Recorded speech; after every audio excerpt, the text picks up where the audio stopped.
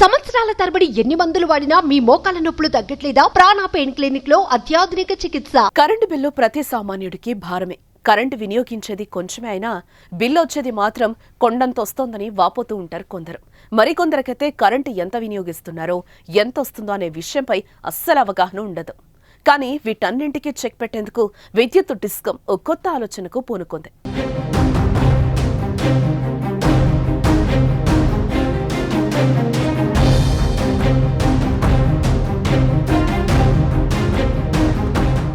వినియోగించిన కరెంట్తో పోలిస్తే జారీ చేసిన బిల్లు ఎక్కువ వచ్చిందనే అనుమానం ఉన్నవారు డిస్కమ్ డిజిటల్ క్యాలిక్యులేటర్లో సరిచూసుకునే అవకాశం కల్పించనుంది విద్యుత్ డిస్కమ్. ఈ సదుపాయాన్ని వినియోగదారులు సద్వినియోగం చేసుకోవాలని డిస్కమ్ సంస్థనే స్వయంగా వెల్లడించింది. ప్రతి నెల 30 లేదా 31 రోజులకు మీటర్ రీడింగ్ నమోదు చేసి బిల్లు జారీ చేయాలి.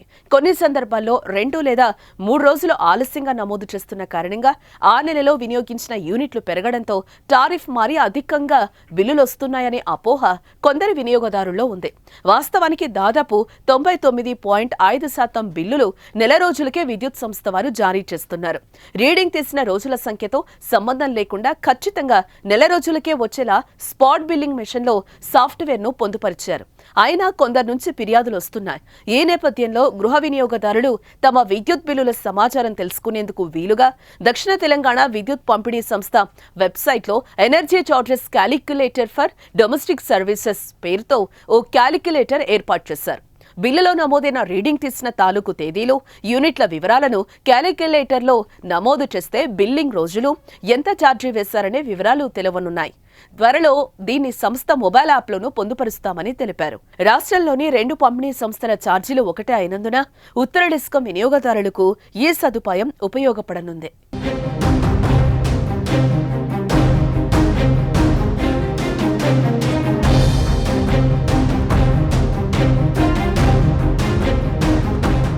సుమన్ టీవీలో మీ పర్సనల్ అండ్ బిజినెస్ ప్రమోషన్స్ కోసం కింది నెంబర్కి కాంటాక్ట్ చేయండి.